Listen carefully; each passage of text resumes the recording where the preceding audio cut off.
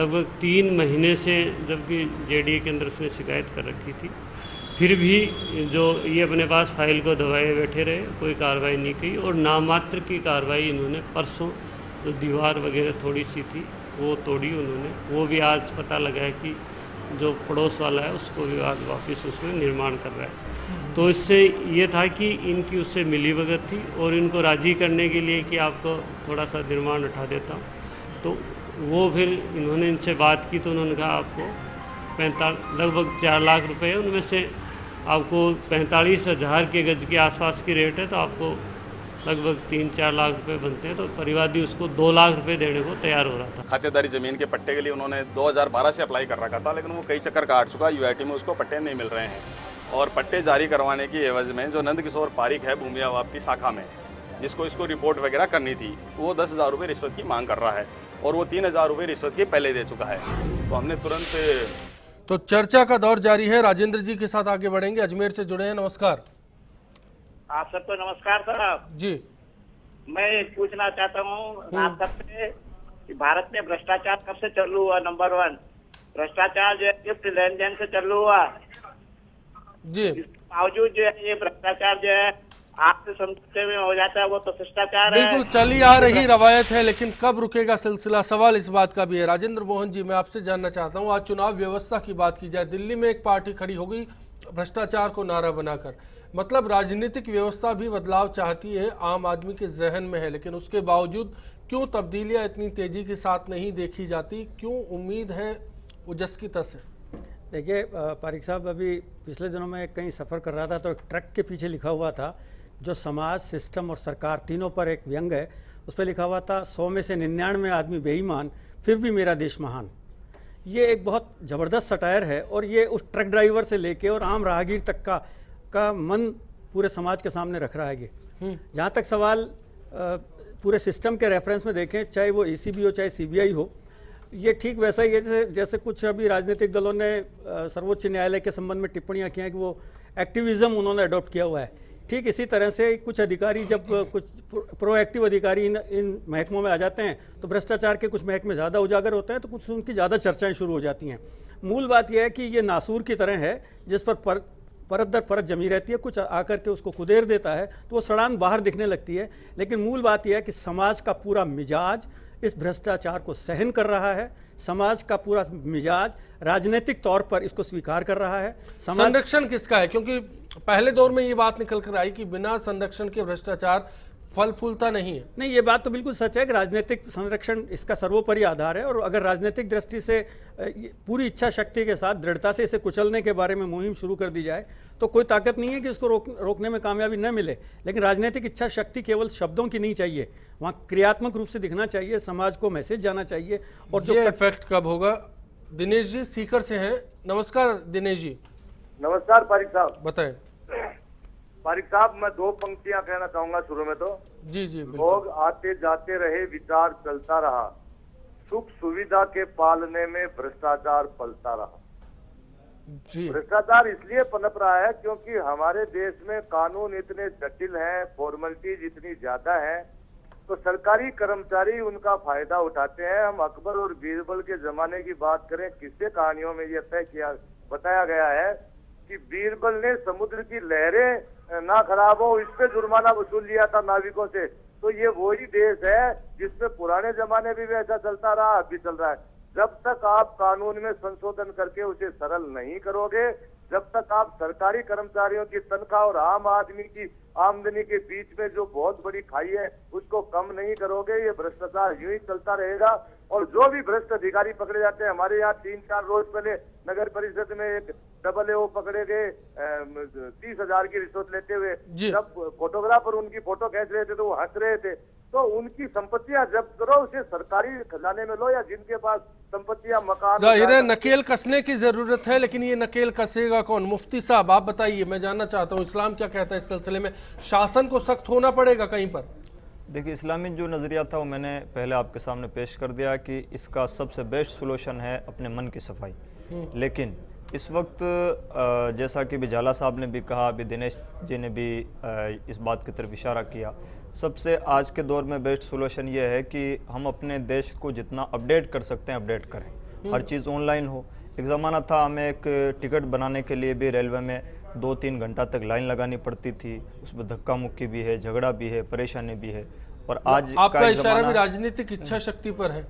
नहीं, राजनीतिक मुराद नहीं, देश अपडेट हो, और जो देश अपडेट होता हम देख रहे हैं कि ऐसे तमाम देश तरक्की कर रहे हैं। अब क्यों हमें किसी चीज़ का सहारा लेना पड़े, क्यों सूचना अधिकार का सहारा लेना पड़े? इन तमाम चीज़ों का सबसे बेस्ट सोल्यूशन ये हो कि लाइनें ख़त्म हो जाएं, हमें ना कहीं जाना पड़े और ना मुसीबतें झेलना पड़े, हम अपना काम खुद करें, आसानी से करें, तो सरकारी अधिकारियों को ना रिश्वत लेने की नौबत आएगी और ना रिश्वत लेने की। खुदगर्ज समाज नहीं, खुददार समाज बनाना होगा जी। कुछ मैं आपके पास में आना चाहूँगा कलानाथ जी। तुलसीदास जी ने कहा था भय बिन प्रीत न हो गोसाई। तो क्या ये भय वाली जो प्रीत है ये शासन व्यवस्था से आ सकती है? ये तो पहली बात तो ये निश्चित रूप से ही है, पर पहले से ये मान्यता रही है कि अगर किसी को ये हमारे यहाँ भी सिद्धांत ये है कि दंड की बजाय भी दंड का भय अधिक कारगर होता है। दंड तो मिले या न मिले, लेकिन दंड का भय अवश्य होना चाहिए।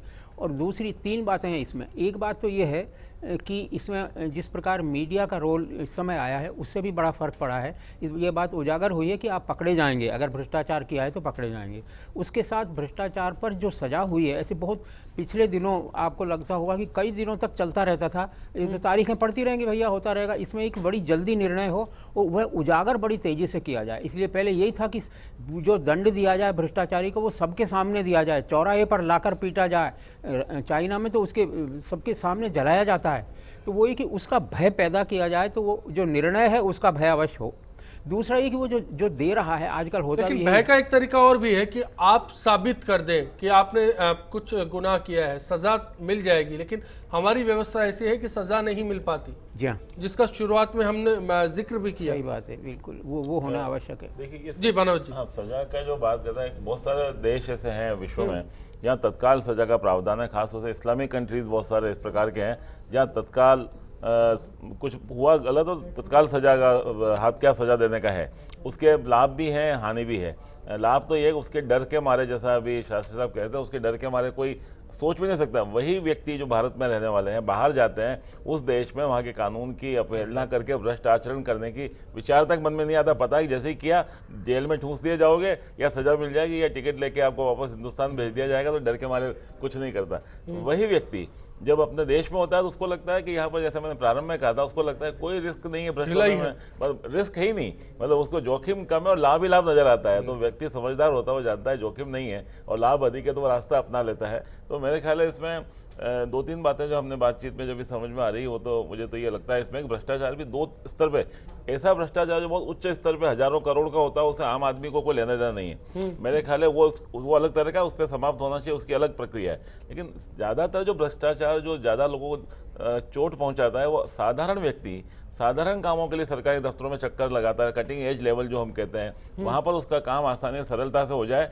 तो इसकी कम से कम जो दुखी व्यक्ति है उसका दुख और बढ़ेगा नहीं। मॉनिटरिंग के लिए एजेंसीज भी बनाई गई है, लेकिन हम देखते आए कि वो भी करप्ट हो जाती है। ऐसा क्यों?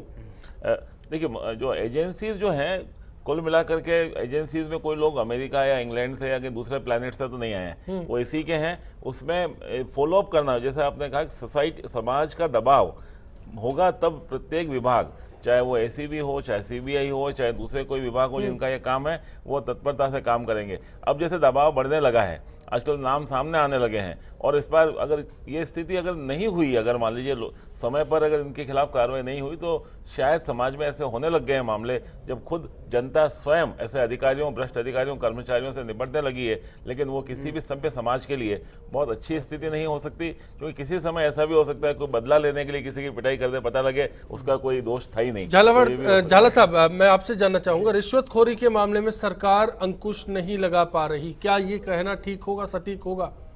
देखिए, केवल सरकार को ही दोष दिया जाना उचित नहीं होगा। सरकार में भी तो हमारे जैसे समाज के लोग ही तो हैं, वो भी किसी न किसी व्यवस्था से जुड़े हुए हैं। और फिर मैं एक चीज बताता हूँ आपको कि आप मैनुअल इंटरेक्शन, व्यक्तिगत संपर्क को जितना खत्म कर देंगे, ये जो नई टेक्नोलॉजी ला करके ऑनलाइन सिस्टम से जो है आप व्यवस्था करेंगे, व्यक्ति को किसी विभाग में व्यक्ति या किसी अधिकारी के पास जाने की जरूरत ही क्यों पड़े। क्या हम इतने अब तक एडवांस नहीं हुए हैं?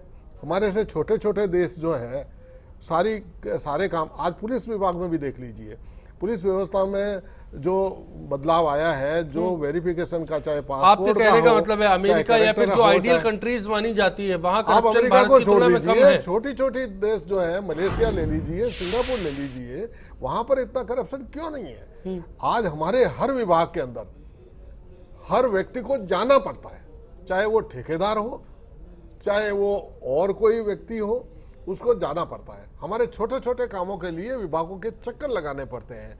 क्यों लगाने पड़ते हैं? क्या हमारे इंटेलेक्चुअल जो है अधिकारी हैं वो सरकारी को अभी तक समझ नहीं पाए हैं, सीख नहीं पाए हैं, या लागू नहीं करना चाहते? तो इसके लिए सरकार को दोष दिया जा सकता है। सरकार को इस तरह से मॉनिटरिंग करनी चाहिए। और मैं समझता हूं कि यदि मैनुअल एक्सरसाइज और व्यक्तिगत संपर्क और व्यक्ति के खुद में सुधार में, देखिए एसीडी अच्छा काम कर रही है, सब कुछ काम कर रहे हैं, लेकिन आप मुझे एक बात बताइए, सब जगह वो किसी प्रकार का कंट्रोल नहीं कर सकते।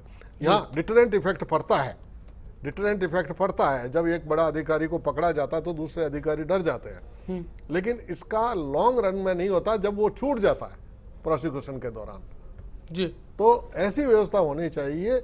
इसलिए सरकार को दोष दिया जाना भी जरूरी है, लेकिन सामाजिक व्यवस्था आज जो समाज में जिस तरह से जो है विलासिता की प्रवृत्ति बढ़ी है, हर व्यक्ति जो है ऐशो आराम की जिंदगी जीना चाहता है, उसको नैतिक पतन जो जिस तरह से हुआ है, उसको अपने पुराने मोरल को याद करके अपने अधिकारों के प्रति जो है निभानी पड़ेगी जिम्मेदारी। राजेंद्र मोहन साहब, आपकी बात, फिर ब्रेक पर जाएंगे। ये मुझे लगता है कि ये भी अति आशावादिता का रुख है कि हम ये मानकर चलें कि मुफ्ती साहब कह रहे थे या जाला साहब कह रहे थे कि हम टेक्नोलॉजी अडॉप्ट कर लें तो शायद करप्शन पूरी तौर पर खत्म हो जाएगा। ये भी बहुत अति आशावाद लग रहा है मुझे, क्योंकि अगर आप ये समझ रहे हो कि टेक्नोलॉजी से करप्शन समाप्त हो जाता तो ये मत भूलिए कि भ्रष्टाचारी व्यक्ति उतना ही ज़्यादा स्मार्ट और उतना ही ज़्यादा एफिशिएंट होगा और वो करप्शन के नए नए रास्ते टेक्नोलॉजिकली खोल लेगा।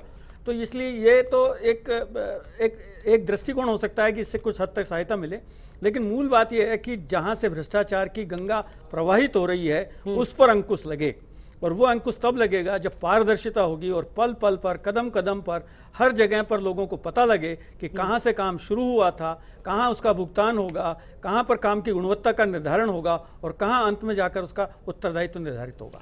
चलिए, इसी के साथ आपका जवाब क्या कहता है उसका भी रुख करूंगा। ब्रेक का वक्त है, ब्रेक पर जा रहे हैं। ब्रेक के बाद आखिरी दौर में सुझावों के लिए लौटेंगे, चर्चा जारी रहेगी।